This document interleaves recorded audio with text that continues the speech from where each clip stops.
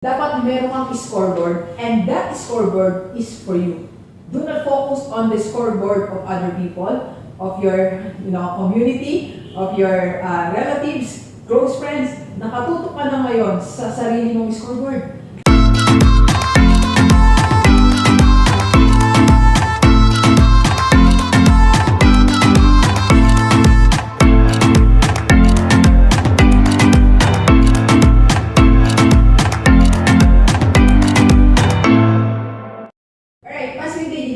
Dr. D.D. Sunga from Migraine Kings Project. Magandang hapon sa lahat ng mga viewers natin. And sa first time po tayo panood sa aking YouTube channel, thank you very much. Please subscribe, click na po yan, Dr. D.D. Sunga. And sa lahat ng gusto magpa-host kayo, or if you want to start, advertise, or improve your business, just PM me sa personal FB na dyan po sa paligid. And of course, if you want to join my team, I am the Rockstar for your financial education and possible investment opportunity. PM ka lang. And for only 20 pesos, kaya mo mag-invest DIY. Okay, paano?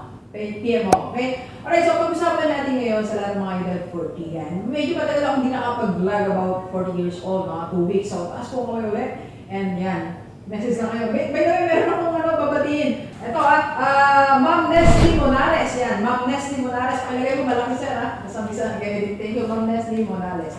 Hi po, thank you so much. Okay? Alright, so pag-usapan natin tungkol sa 40 years old, kasi ganito po. Siguro itong mga 2 weeks na coaching ko, nagko-coach tayo as yung mga OFW dito sa Pilipinas, nakita ko yung mga problems ng mga 40, lumalabas pag 45 na, lumalabas pag 50 years old. So parang feeling ko, I have this responsibility na tulungan po tayo para maging productive. So that means para, hindi na dumating yon or maging preventive tayo, hindi na dumating yung pagkakataon na ma-experience natin mga problema na pinagdaanan ng mga kababayan natin, pinagdaanan ng mga believers na nahirapan sila ngayon. Okay, iwasan natin yan, okay? Kaya ano nga ba ang dapat mo lang maging focus? Focus mo lang ngayong ikaw ay 40 years old. Eto, dito na lang tayo. Alam mo, ito meron akong sinulat dito. For the past 40 years ng buhay natin, we already explored. Meron tayong tinatawag ng exploration point. Parang nung principal pa ako, naalala ko, nung nilabas yung K-12, I think grade 7 and grade 8, parang exploration yan eh. Parang, ano yung specialization mo? Yan? Anong area mo? TTL ka ba? Academics or something like that. Hindi ko naman master, dalimutan na, no? So, exploration period tayo. Ibig sabihin, we're trying different things, okay? And yung first 40 din natin, nagkaroon na rin tayo, nagkaroon na tayo ng mga mistakes, di ba? Hindi ko alam kung nagawa mo na yung one biggest mistake sa buhay mo during the first 40 years of your life, o may mga frustrations tayo, di ba? So, kumbaga, yung attention natin kalat, okay? Kaya ngayon, i-focus natin. Una-una, at 40, dapat mag-focus ka na, baliktad yung mga naririnig natin. Mag-focus ka na on small things. Tapos na tayo sa malalaking things, di ba, malalaking bagay. Di ba dati nung age, mga 20 tayo, 30, ang lawak ng focus natin, di ba? Gusto ko magpunta sa abroad, saan, di ba? O gusto ko mag-abroad, di ba? Ang lawak ng abroad, di ba? Ang laki niyan, di ba?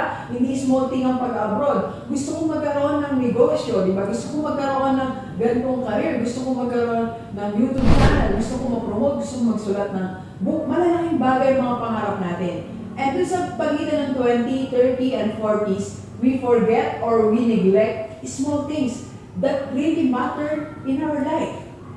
Alright? So ngayon, baliktarin mo, kapatid. I'm sure at 40, na-accomplish mo na yung mga malalaking bagay na yan. Na-promote ka na, meron ka ng negosyo. Or kung wala pa, okay na, isabay mo. Pero do not neglect these small things, okay? So ano ba mga small things, Doc? Ganito. Small things like, small things na ginagawa natin every day. For example, sa health natin, mag-focus ka on what you eat. Diba? Minsan, alam mo, maghapon tayo pagod na pagod, may isang prutas, hindi ka kumain. Diba? May isang fruit, isang gulay, hindi mo naalala ano yung nasa sarili mo, pakainin ng sarili mo ng masustansya. Wherein, you work for 16 hours. So ngayon, pagdating ng 40, 50, wala na. Diba? Wala na tayong may buga. Wala na mabuga yung katawan natin. Kasi hindi tayo nag-focus on small things. Yung health natin, food natin, your exercise, your hobby that makes you para maging, hindi lang healthy yung katawan mo, pati emotionally you are healthy, you are good, in good condition. So yung mga small things po, dapat tingnan natin ngayon at 40. Tingnan mo yung komportable ka ba sa iyong pagtulog. Naalala ko sa araw, sabi ni nanay, concern sa akin, palitan mo na yung kama mo. Parang humiga ata siya, hindi na straight, hindi na ano. So, minsan, di ba, sabi ko nga, sa dami ng ginagawa ni Roxanne, naisip ko ba bang palitan yung kama ko, di ba? Pero dapat, di ba? Dapat pinapalitan natin, dapat tinitingnan din natin yung mga gamit natin. Alright? So, isa pa example, nung, anong tawag dito? Sabi ng kapatid ko, kasi meron siyang sari-sari store eh. Minsan dumadaan ako, wala akong mga ganito, sabi niya, mag-shopping ka nga ng ganun mo.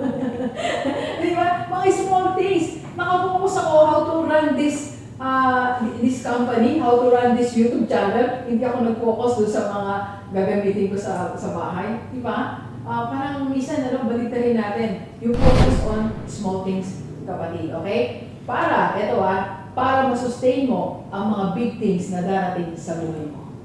Okay? Next po, ito napakinggan ko kanina sa LC, okay? So, try to focus also on your personal scoreboard. Yan. Dapat meron kang scoreboard, and that scoreboard is for you. Do not focus on the scoreboard of other people, of your community, of your relatives, close friends. Nakatutok ka na ngayon sa sarili mong scoreboard.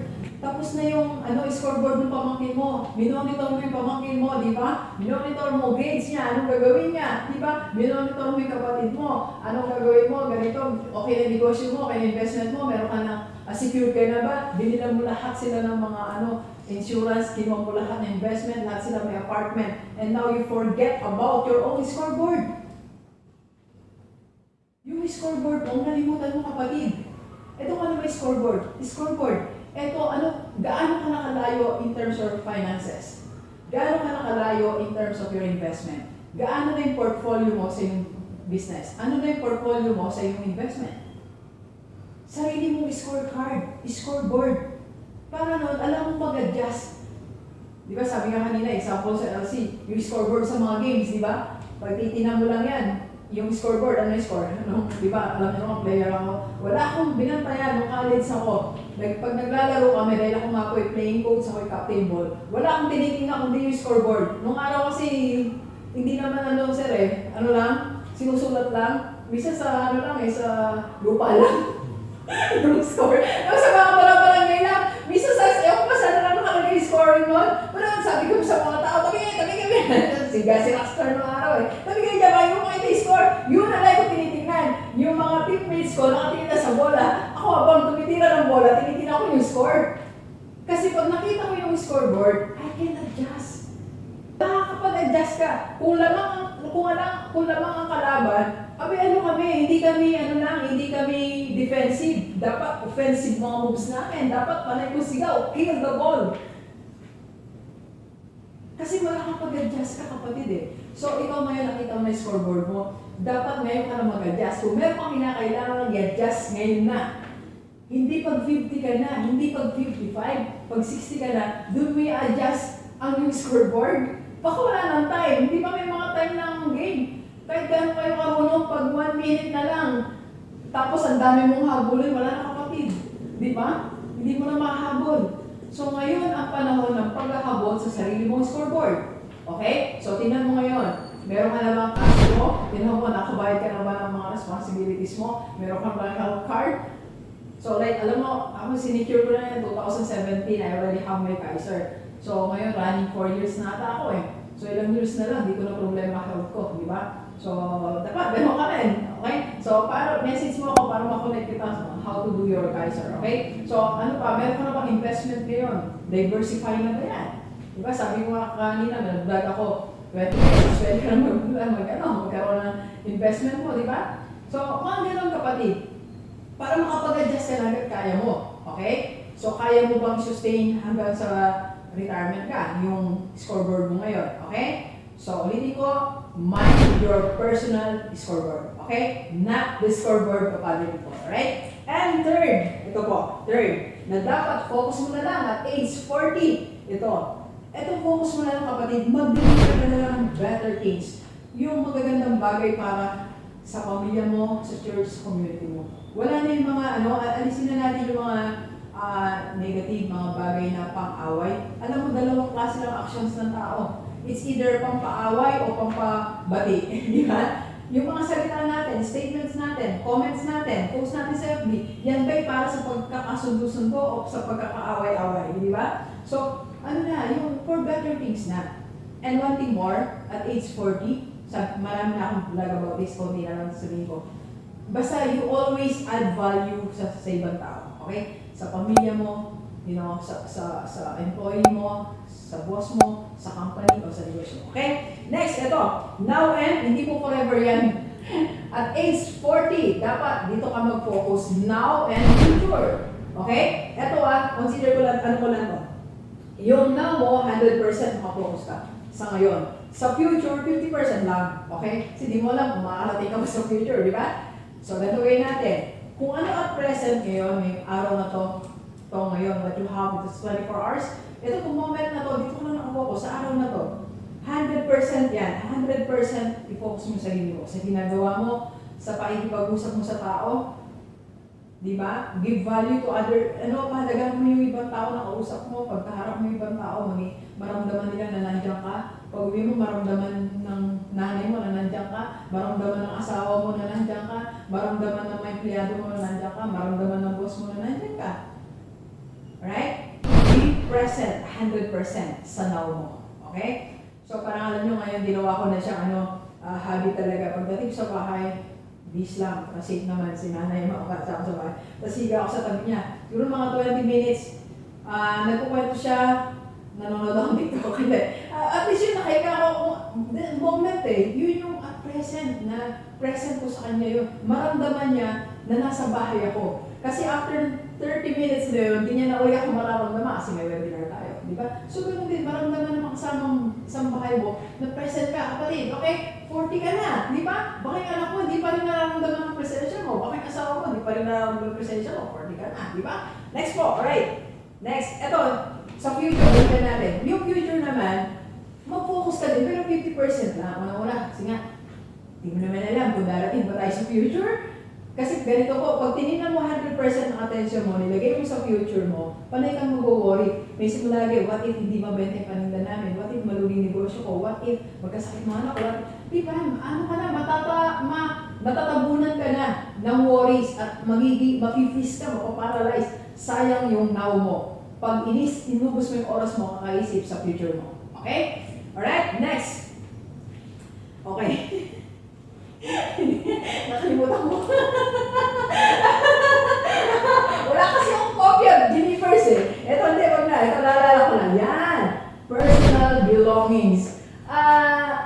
Personal belongings. Masyado siyang generic. Pero ganito lang Kasi meron akong keynotes, kailan lang. So merong, alam niya sa kanya yon OFW, pero yun wala sa kanya. Diba? Ngayon pinahipaglaban niya. So tinulungan natin siya. Nag-plan tayo, nag-advise natin ng tama para sa kanya, tama din doon sa mga partners niya. Okay? So, example lang yun, ganito. Personal belongings. At 40, sinupin mo kung ano para sa'yo. Yung mga documents na meron ka, kung meron kang property, check your properties. Check your title, check yung bank accounts mo, yung mga ATM mo, check yung mga bagay, yung mga personal belongings mo, kapatid. Sa'yo pa ba yan? Baka mamaya kala mo sa'yo na, sa kapatid mo na pala, inangkin na sa'yo. Sa'yo pa ba yan? Baka doon sa tauhan mo na. Sabi niya na pala, sa kanya na yung bukid na yan, sa kanya na yung lupain na yan. So, take care of your personal belongings, lalo mga OFW. Secure what is yours. Alright? Hindi sa Pilipinas, yung mga kabayan natin. Kung ano sa'yo, dapat sinupin mo. Personal belongings mo yan. Bigay sa inyo Lord yan, you are steward of it. Kailangan ikaw may hawak na kasi hard-earned money mo yan. Di ba? Alright? Okay? So, Jennifer's, ayan lang ang ilan sa mga focus natin at 40. Okay? Sa mga 40, kasi pag hindi mo sinecure ang personal belongings mo, baka pagdating ng araw, wala lahat yan at age 50, 60, wala kang ginawa kundi maghabol. Diba? At pag naghabol ka, maubos ang time mo, ang energy mo. Kung kailan tayo tumanda, naging mas komplikado ang buhay natin. Okay? Alright? Maraming salamat. Okay? So, ayan ang advice sa inyo, Relaxor. Again, if you want to join my team, you want to secure your Kaiser, and if you want to join my team I am Rockstar and become reseller of our products, review yan sa under Rockstar Beauty Corporation, PM ka lang. Yan lang sa personal life. Okay? Alright. Please share this video sa mga natin kahit OFW dito sa Pilipinas para sama-sama tayo mabagot mo na natin buhay. Thank you very much, Gilipers. Enjoy the rest of the day and let's go, let's go. And please visit my TikTok channel. I was dying inside.